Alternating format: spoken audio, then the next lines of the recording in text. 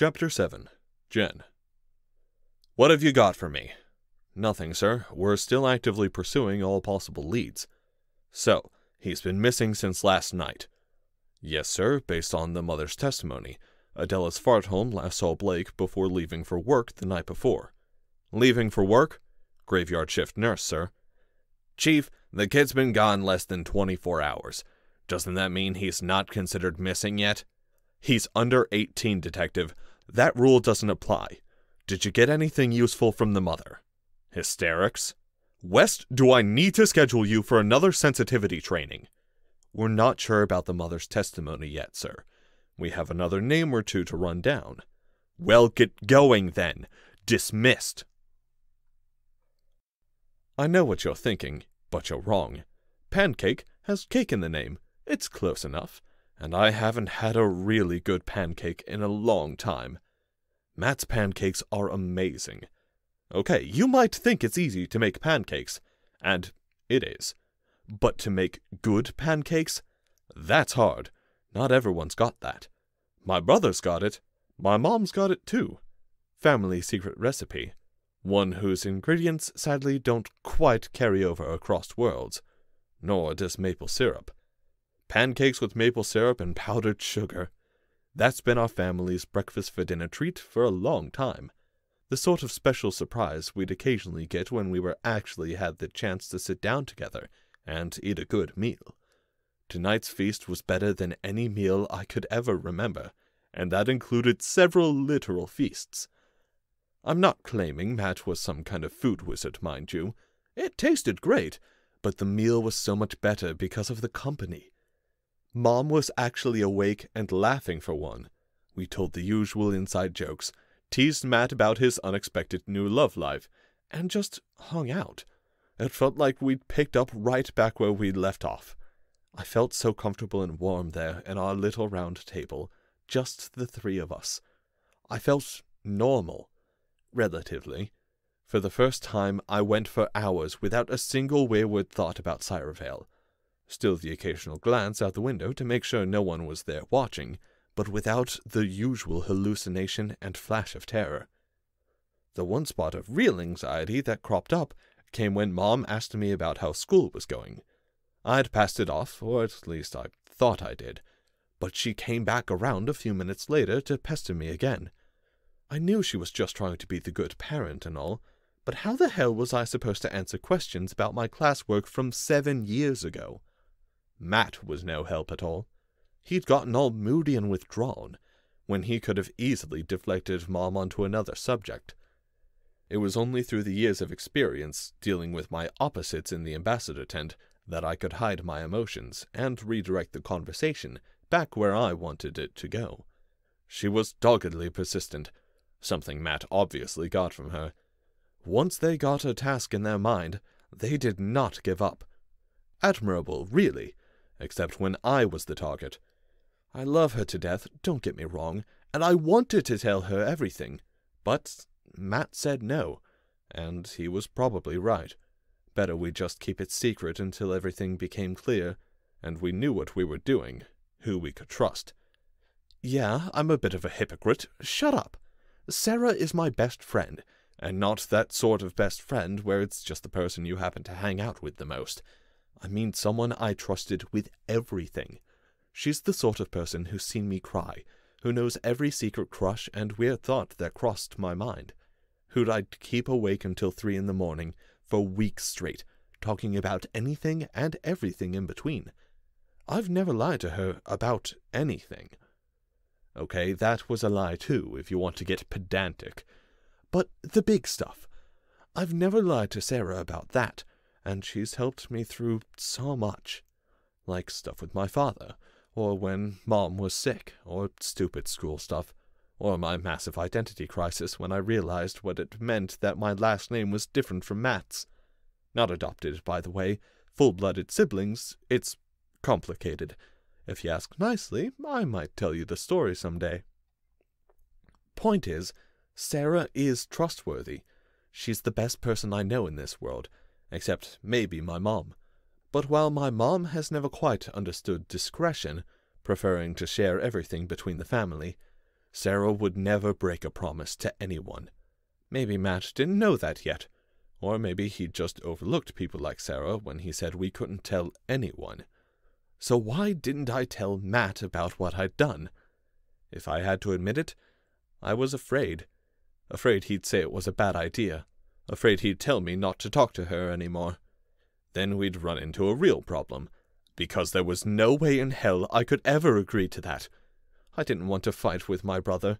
We'd done that before, and it only ended badly. Really badly. For now, secrecy was the best option. Sarah knew just enough not to ask anything yet, and that seemed to be an okay compromise. Besides, that also kept the rift away from her and Matt. Yeah, my best friend and my older brother were going on a date, and that was super weird, but they're only a year apart. Now, and I meant what I said. They seemed like a cute couple. I thought they'd be good together. I mean, my two favorite people in the world, and they want to be together? That couldn't be a bad thing, right? Right? No, I'm not worried. It'll be fine. I was worried about whether or not Matt noticed what I carried in that afternoon. When we'd gotten home from school, I'd rushed in to check the mailbox. Lo and behold, same-day shipping is a miracle of modern technology. I'd rushed the package inside and up to my room before Matt got out of the garage, I'd hoped. He might have seen me through the window. I don't know. I think I hid it pretty well. He didn't mention it anyway. After dinner, while Mom was helping Matt clean up the kitchen, even as he insisted she go relax and enjoy her unusual day off, I was very quietly and carefully climbing the stairs. Normally, our entire house creaked and groaned everywhere you walked. It was practically impossible to move around without everyone hearing you. I'd learned a lot about moving quietly, though, and a lot of concepts still applied. My feet were light and quick, and I still remembered a lot of the specific spots where the old wood made noise. Memories resurfaced of so many nights with Teithvalin and Neiflin, learning how to move through a forest with only a whisper in my wake, how to avoid rustling the leaves and branches, and how to avoid making any audible footfalls without losing an ounce of momentum. Completely different environment, but I could adapt the basics, and I was a fast learner. By the time I reached my room, I was practically a ghost rushing above the floor, with nary a thump of a door or a heel striking the floor to be heard. I wasn't sure why I was doing it. It wasn't like my family didn't know where I was. It just felt natural. Being able to move silently almost anywhere was a skill I'd honed over the years, and it had been incredibly valuable. I didn't want to let go of it. Also under the valuable skills column was the package I'd ordered that afternoon using Carl's phone. A surprisingly short cardboard box I'd slid under the bed. I cracked it open slowly, trying to avoid making too much noise tearing away the tape. Nestled inside was a handsome 3-piece maple recurve bow, built to take down and reassemble easily. A hard leather carrying case with attached quiver accompanied it, along with a set of feathered arrows. I took the bow out and assembled it, although I didn't string it right away.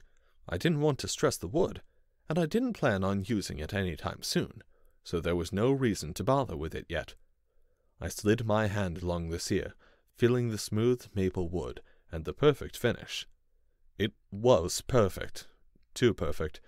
I wished I still had the bow I'd helped craft myself, but I forced that thought away. It was silly. There was no way I could assemble a bow of that quality with the tools and materials I had here.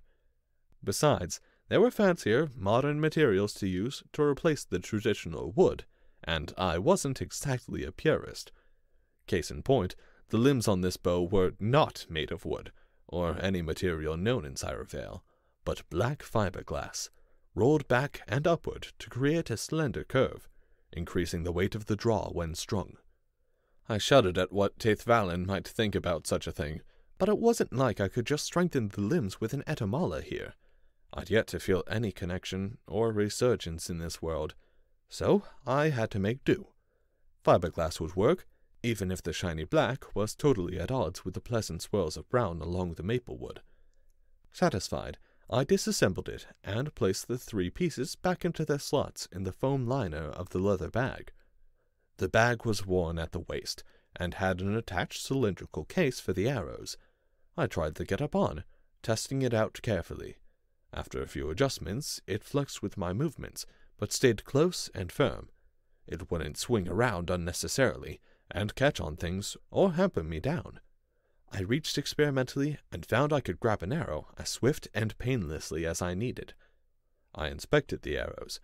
They were more expensive than I'd hoped, but they felt smooth and solid, and the fletching was excellent. The tips were broad, and they looked like they'd do the job. They'd fly straight, too, even if they used some weird feather colors.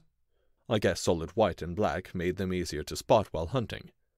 I packed them away into the bag, not wanting them to be out in the open in the quiver in case someone went snooping.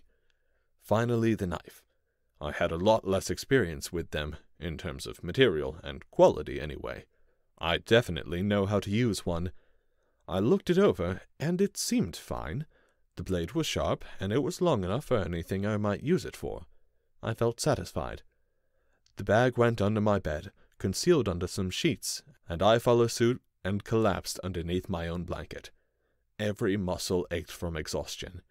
I pulled the blanket tight around me and curled up, waiting for the heat to settle in, wishing I had a fire, or anything else, since I couldn't keep myself warm like I usually did. You can buy a bow online and have it shipped to you within 9 hours. How crazy is that? With that passing thought out of the way, I drifted off only a few moments later. Real sleep had finally arrived, after one harrowing night of insomnia and an exhausting first day back. I was so grateful to finally drift off for real. As I slipped away, my thoughts were fixated on what I'd just purchased, the weapon. For the first time since I'd gotten home, I felt safe. That bothered me a lot, but I couldn't help it. There was no logical reason to expect something, but my brain decided logic could go screw itself. In my hands, that bow was a deadly, swift, virtually silent weapon, and the knife was a great complement. They'd be perfect at putting a swift end to any fight if I were attacked. What the hell am I thinking? I don't want to kill anyone. That's not me. I don't want to hurt anyone. So why was I clutching the knife under my pillow as I fell asleep? The next day, Thursday, as I finally learned the names of the days again, was a disaster. I mean that in the nicest way possible, of course, but I'm pretty sure I ruined everything in one day. Go Team Jen! Let me rewind and explain that a bit, I guess. It started off okay. I woke up the next morning after sleeping something like 15 hours straight, knife still in hand. I ate breakfast, leftover pancakes from the night before. Matt had set them on a plate in the refrigerator and left a sticky note with my name on it. Mom was already gone too, so I had the house to myself for a bit. I spent it mostly just staring out the back window while I chewed at the woods beyond our backyard. We had a small forest behind our house. It really wasn't that large, but it was deep enough that you could get a little lost, feel your sense of direction was totally gone, surrounded by scattered tree trunks and thickets of underbrush. Of course, since we were still pretty close to a few big roads, the faint ambient noise of cars rushing by was inescapable. The woods muffled it, but only so much. Cyrevale Forest was much larger and more difficult to travel through, but it was on the other side of town, further away from the city. I had an intense, primal longing for those trees right now, to sit under the shade of some huge trunk and the comfortable nook of its thick roots, with scattered sunlight filtering through the layers of leaves above me, feeling the wind rustle through the branches and the layers of ivy and fallen twigs coating the floor, filling my nostrils with the scent of bark and tree sap, and maybe the petra ichor from an upcoming downpour. But I had to go to school. I packed up my bag and headed out the door. I'd managed to grab a class schedule for myself later in the day, with an assist from Sarah, so I actually knew what I had today, instead of just blindly hoping my feet took me to the right room. Our school operated on an alternating day schedule, so I had a new set of classes today, Sarah had something in the morning on Thursdays too, so I'd be walking to school without her. My other friends were waiting by the gate in the morning, though. I said hi, did the usual meet and greet, but I avoided conversation the rest of the way. I just let them talk. I really didn't feel like it today, especially with them. The conversation seemed so, I don't know, unimportant now. I kind of hate myself for thinking that. Does it make me super arrogant? Nathan would have a few choice words for it for sure. I just couldn't get into the gossip anymore, especially since I barely remembered half of the people we were talking about. Not so much in the way of juicy information, when names float by as insubstantially as petals in the wind. I knew I'd be regretting not paying attention later, but for now, it just seemed like too much effort. Sorry, back on topic. Disaster day. Nothing interesting went down in the morning. I'll skip ahead to the notable bits. It was during the break between my second and third period when something happened. I was just standing at my locker in the hall, nothing special about it. Thanks, Sarah, by the way, for showing me where my locker was with only a few raised eyebrows of pained concern. I'd been fighting with my bag all day, trying to keep the supplies inside from scattering all over when I walked. It made way too much noise. I could tell myself it didn't matter, but my instinct stubbornly insisted until I gave in. I was separating out everything loose into small bags, and filling them with cotton balls I'd lifted from the art classroom. I was feeling clever and satisfied, so of course something had to go wrong. A couple guys were playing catch nearby. Nice guys, actually. I vaguely remembered the far one from a long time ago. I think we were in the same elementary school class or something like that. I was paying attention to them, in the same way I was always keeping track of every single person within 30 feet or so. But I got distracted, trying to figure out the contents of my locker, and what half of the junk stored in there actually was, and if I really picked out those lame decorations on the door, and I didn't notice the ball coming until it crashed into the wall in front of my head. Okay, objects flying at my head wasn't exactly a new experience. Usually they were more pointy. The similarities were there, though. The rush of wind in its wake as it rushed past my face, the flash of an object I only caught the glimpse of. Suddenly my mind slipped into a wholly different place as I turned, and I came face to face with the snarling Capavas, charging at me with eyes drenched in hatred and fists raised. I struck. Hard. He was taller and much larger than me, but he was unarmed. Something quick and direct, something he wouldn't expect. I targeted his unprotected stomach. A swift punch to the lower abdomen in the unprotected fleshy spot. He started to double over from shock. Now I could use his momentum and weight against him. As I sidestepped, my strong right foot caught his unbalanced left. He stumbled forward, his head slammed straight into the locker interior. I spun around to follow him. My hand drew the knife from the belt holster at my back. One knee went right into his spine, pressing him into the ground. I grabbed his head and put the blade right to his throat. I had him at my mercy. "What the hell?" The real words smacked back into place. I hadn't taken down some racist, hate-fueled warrior. Just a guy on the football team. He'd been trying to catch a bad throw from his friend, and he'd got distracted. Nearly ran right into me. And I'd drawn a blade on him, taken him down. I'd nearly killed him. Sheer, icy horror enveloped every fiber of my being. I scrambled off of him, sliding the knife up into my sleeve, praying to every star I could remember that I'd hidden the blade before anyone else spotted it. I offered my hand to the guy, now thoroughly confused on the floor at my feet, head still jammed into my locker. His friend had rushed over, while a small crowd gathered around us, chattering away excitedly. "Oh man, this is bad." "Sunnin'," I offered awkwardly. "Self-defense classes, am I right?" He said slowly, but took my hand anyway. I pulled him to his feet, relieved at the lack of confrontation. He hadn't noticed how close to death he'd been a second ago. Because of me. Because I screwed up. "Are you okay?" asked his friend, staring at me. "Is she okay?" the guy shot back. "Get over it, Chris. You weren't using that head anyway." I giggled in spite of myself, and the friend grinned. "How'd you do that, Jenny?"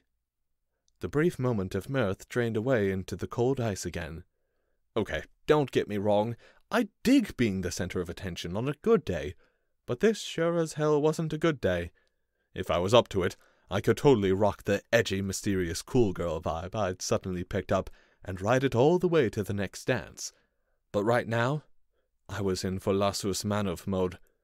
I had so much adrenaline in my blood, begging me to get away, that I couldn't keep still. My right hand was playing with the hilt of the knife just inside the hem of my skirt, fidgeting, waiting to strike. I needed to get out of there, my heart hammering the inside of my skull with blood. They were still staring at me. They were still waiting for me to say something. "I eat my veggies," I said lamely. "Sorry, gotta run." Without looking back, I grabbed my bag and closed the locker. Within seconds, I was out of the building entirely. There was no way I was gonna make it through the rest of the day. I wasn't gonna see a friendly face for the rest of the day, thanks to the class schedule change. I felt so weak. I hated that I needed a support system to get through a single day of high school. I'd never had this problem before. I wasn't supposed to be like this. I was supposed to be normal again, but I still felt like a mentally unstable, emotionally broken wreck of a person. Yeah, I know I've got some kind of PTSD or some such. It's obvious. I can even pinpoint where I got it, and it doesn't do a damn thing for me. Knowing what's wrong with you and actually being able to do something about it are very, very different things. I was still stuck on step A, and I had no clue how to get to step B. It terrified the shit out of me. So I ran. I sprinted through the neighborhood, retreating to a place I felt most comfortable and safe, where I could feel like myself again, where I felt home, where nothing bad ever happened to me, where I'd really figured out who I was and how to actually live in the world. So, naturally, I found myself deep in the woods behind my house, with the bow and arrows slung over my back and the knife comfortably resting at the small of my back. Even yesterday, I hadn't actually planned on using the bow for anything. I wanted it like I wanted a security blanket when I was a kid. I just needed it, not because I was actually going to use it as a blanket, but because it had to be around or things just weren't right.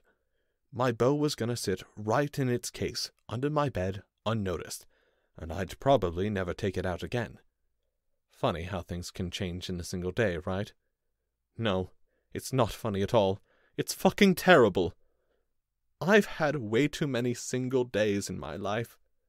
But this, right now, here in the woods all alone, this was good. I was deep in the forest, as totally immersed as I could get. The noise of the human world was barely audible, muffled to a faint whisper by the undergrowth and the thick branches. There was almost no wind today, which was a bit disappointing, but just being surrounded by lush green and birds chirping away, and even a squirrel dodging along a branch nearby, set my mind at ease. For a long time I just wandered idly, no purpose in mind, and no real direction beside away from the noise. Normally I'd be lounging in a bind, waiting for prey to show itself, but I wasn't sure there was any worthwhile game in this forest. More to the point, even though I hated that I couldn't forget it even out here, I was back in the real world. I wasn't totally clear on what the law said, but I was pretty sure hunting in the woods in a random suburb was probably illegal. Plus, to be honest, I wasn't really hungry. I just wanted to feel good at something again, using the skills I'd obtained for something other than fighting and, the other thing. But if I went hunting on a full stomach and a well-stocked pantry, Taithvalin would be seriously ticked off. So yeah, Taithvalin. I know I haven't brought him up much, and I'm sorry, it's still painful. He's the best father I ever had. Okay, the only one, but still. I found a nice trunk to lean against and sat down. Skyward, the sky peeked through the forest canopy, dotted with nice puffy clouds. I couldn't see a single star at this hour, obviously, but I knew where Taithvalin's would be. I offered him a smile and a short prayer as I started to doze off. Not that he was actually there. He'd roll his eyes at the idea whenever some of the younger sylphs brought it up, but I liked it a lot. It comforted me to think some part of his personality and memories had followed his intelligence back up into the sky. Man, I sound like a nut, don't I? I reached into my bag and pulled out a blanket I'd brought with me, wrapping up tight, wishing again I could do better than just cloth coverings to warm myself up. I pulled up my hood and covered up, then leaned back against the nook of the tree and let my eyes slide shut. Just listening, hearing everything in the woods, letting my mind wander out into the forest. For a minute, I could almost hear the whispering of the sylphs in nearby trees. My friend Snaeflin was playing her Tulavir, and she was begging me to sing along, even though I barely knew any of the songs yet. She'd laugh as I made up words to her melodies, and we'd trade off playing the Tulavir and singing increasingly provocative songs to the more handsome of the dew sylphs across the fire, as we downed cup after cup of Talvareth. After we were too drunk to keep playing, she'd break out her usual party trick of catching a ball of flame from the sparks of the fire, and making it fly circles around my eyes until I got dizzy and fell over. All the sylphs would laugh. I'd get embarrassed and snatch the fire right out of the air. I'd multiply it into a dozen licks of flame and spell out something horribly rude to Nafe, which would just get the whole lot of them laughing even harder. None of them could match my Etivola of fire, so they got a kick out of my party tricks. Of course, with the entire group drunk off our asses and playing with fire, it was only natural we'd get into Vakaka measuring contest of Vitola. Most sylphs preferred water or wind when it came to Etovala, which meant their drinking games usually involved Telvareth and screwing around with the actual liquid. Nafe and I were the only two around with any real Etolandia flames, so our fireside contests became legendary in Ausunsil. Dozens of sylphs showed up whenever they heard we were having a gathering, sending Ruvele scurrying into the shadows in embarrassment over her sister's antics. They came in droves, eager to see the two masters showing off their skills. Or maybe they just came to see two hot chicks playing with fire. I can't say for sure. I was just 20 after all, and Nafe was only 60 or so. That's young for a sylph, all right? She looked and acted basically the same age as me. It's totally unfair. So we were prime targets for the young guys in the audience. Plenty of them approached Nafe, and even a few of the really adventurous Dusils tried to scout the strange human girl they'd collectively adopted. I turned them down. Oh, don't get me wrong, I was interested. By the stars, some of those guys, damn. But I had my reasons. A branch snapped in half nearby. The sharp crack echoed around the trees. My daydreams burst like a bubble, abrupt and terrifying. I tensed up, my hand already grabbing at my knife. Someone else was crunching through the leaves scattered on the forest floor. They weren't far away. I slowly reached for my bow out of pure instinct, prepared for the worst. I'm on Earth.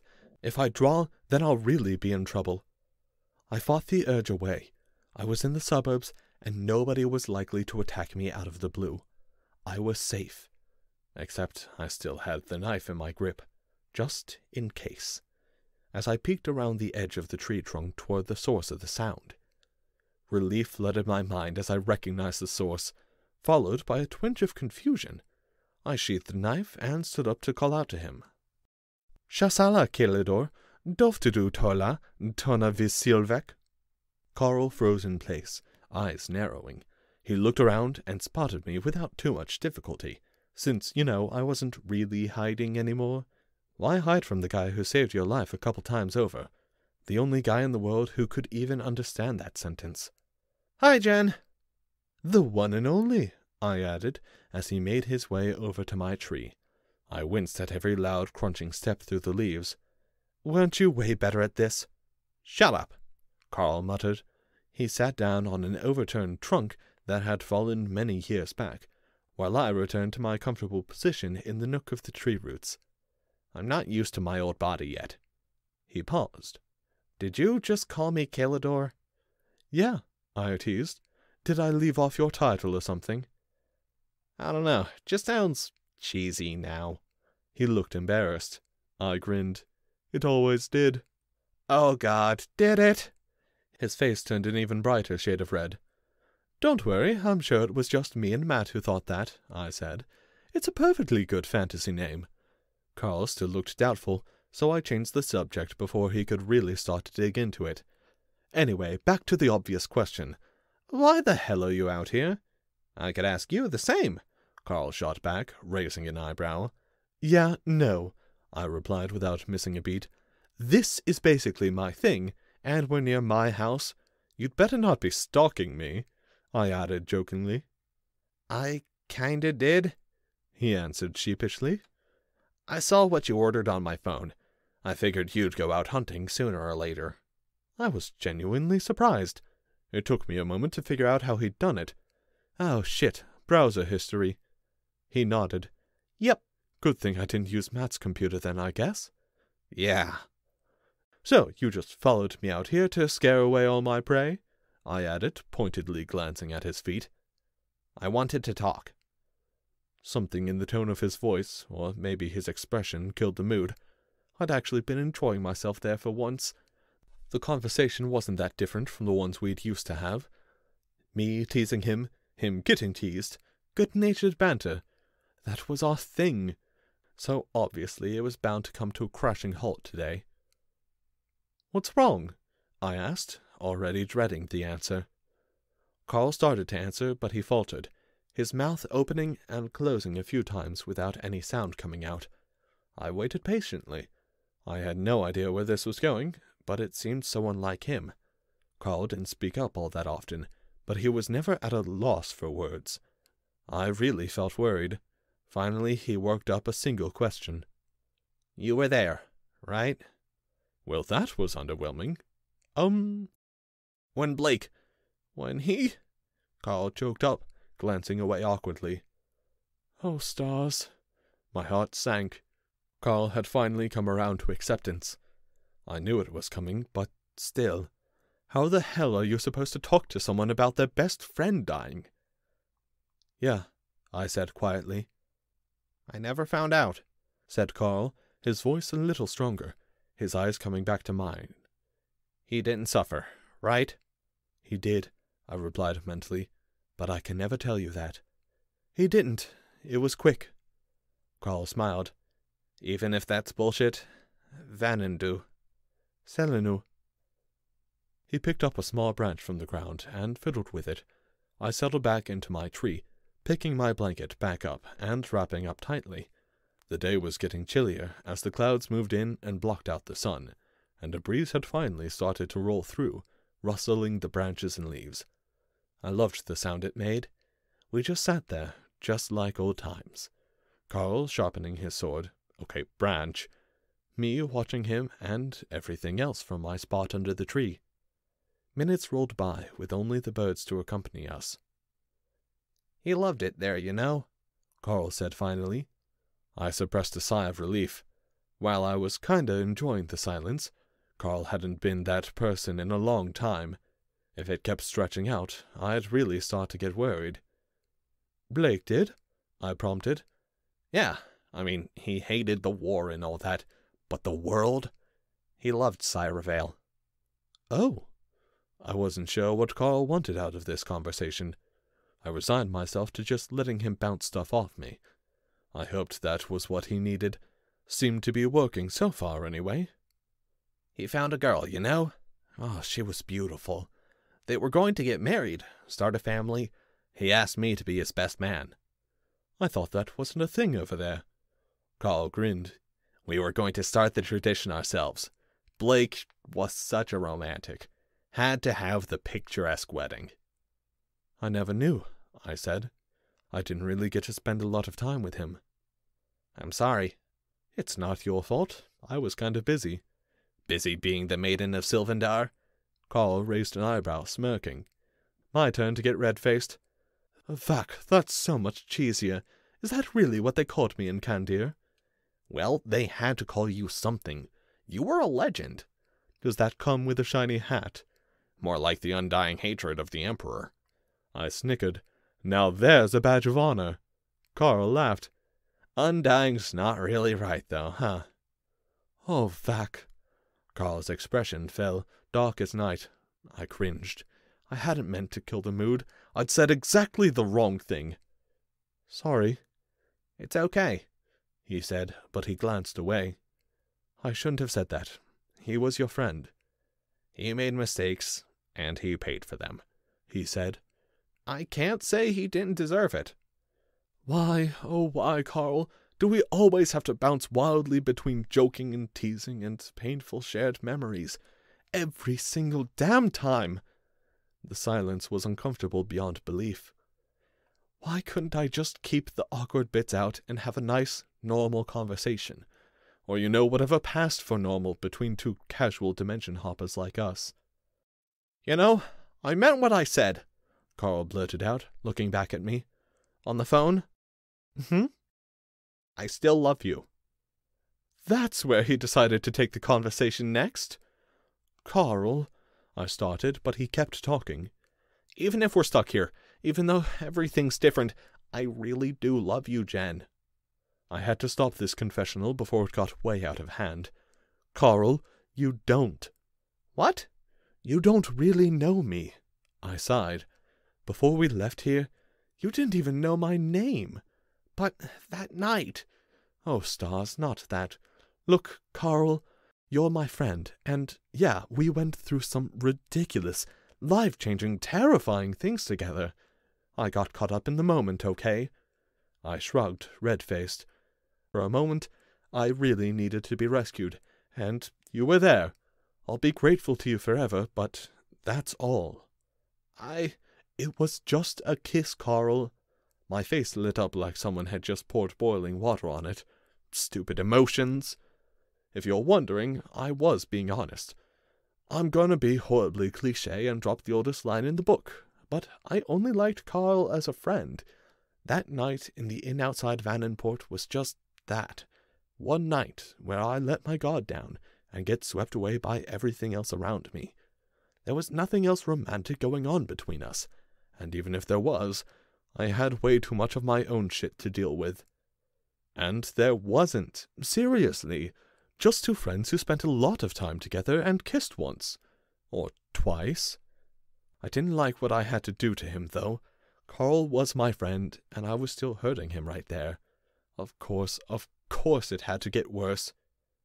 It didn't seem like that, he said, confused.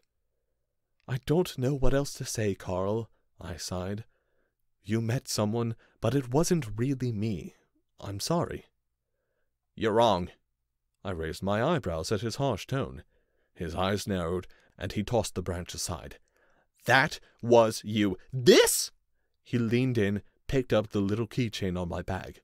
A cute plastic squirrel. Something I'd won in the arcade a long time ago, and kept on every backpack I'd had since then. This isn't the real you. This is just some facade you've put up, he said.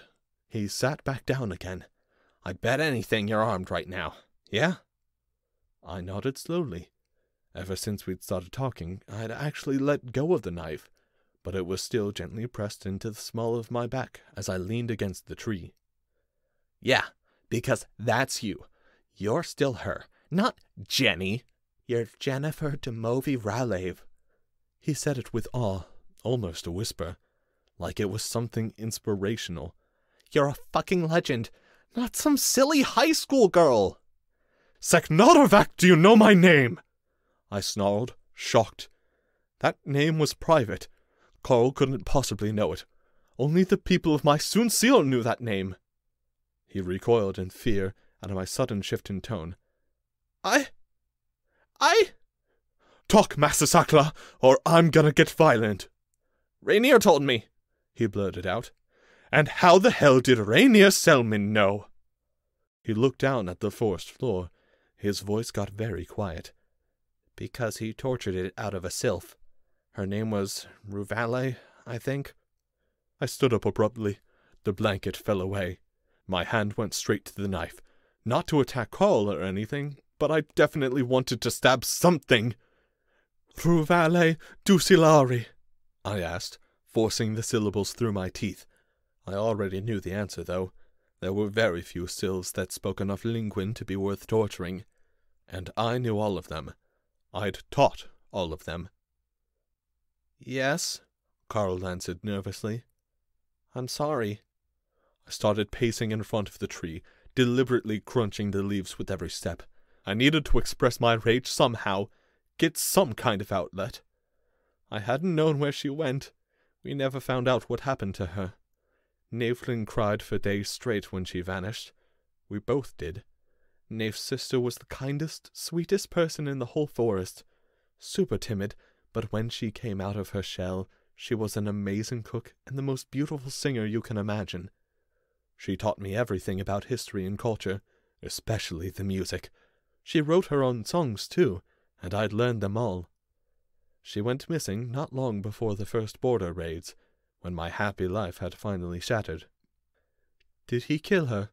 I asked, looking up at the sky, trying desperately to see her star, though I knew it was forever lost to me. It was a whole world away, and she died alone in the depths of a dungeon on a torture rack, far from the roots of the world. Yes. Sildavaka! I growled. I kicked the tree trunk, though it didn't make me feel any better. I'm glad that Dakara Kapar Batsal is dead. Blake should have killed him slower. Wait, what? I stopped pacing. I'd just said something I really shouldn't have. I turned in place very slowly to look at Carl. His face was an unreadable mask. Well, guess we both learned something shocking and terrible today. Blake was there. His voice was calm, unsettling. Oh, stars, don't connect the dots. Don't be logical and smart for once in your life, Carl. Yeah, Blake and I were both there, I said cautiously, fighting against my emotions. I was still roiling from what I'd just learned, even as I tried to hide the secret from Carl. But you never made it to the throne room, and Matt should have known what was inside. Carl's face contorted. I braced myself. He'd figure it out. Matt should have known better. He sent Blake there to die.